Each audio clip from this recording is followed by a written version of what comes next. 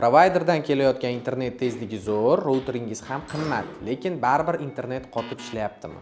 Muammo mana shu patch cord kabelida bo'lishi mumkin. Bugun Cat 5e, Cat 6 va Cat 6a farqini oddiy tilda tushuntiraman. Qaysi biri sizga kerakligini bilib olasiz.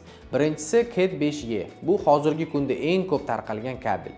Tezligi 1 gigabit sekundgacha agar masofa 100 metrdan oshmasa.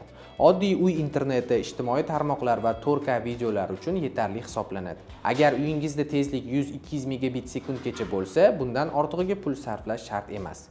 Keyingisi Cat 6. Bu ham 1 gigabit sekund tezlikda barqaror ishlaydi. Qisqa masofada 55 metrgacha 10 gigabit sekund tezlikda ham ishlaydi. Signal yo'qotilishi kamroq, signalga ta'sir qiladigan texnik shovqinlarga chidamliroq. Kichik va o'rta ofislar, server xonalari uchun yaxshi tanlov. Bu bugungi kunning standarti.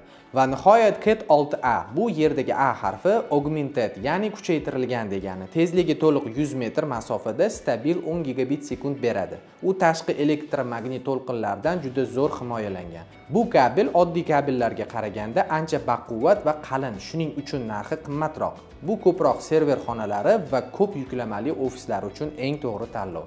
Xulosa qiladigan bo'lsak, tarmoq infratuzilmasining asosi bu to'g'ri tanlangan kabel tizimidir. Sizning ehtiyojingizdan kelib chiqib, biz quyidagi yechimlarni tavsiya qilamiz. Standart ofis vazifalari va barqaror lokal tarmoq uchun Cat 5e. Bu ishonchli va ko'p yillik sinovdan o'tgan klassik yechim.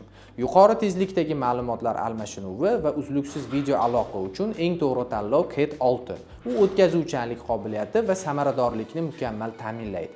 Yuqori yuklamali server tizimlari va zamonaviy biznes markazlari va kelajakdagi texnologik kengayishlar uchun Cat 6a.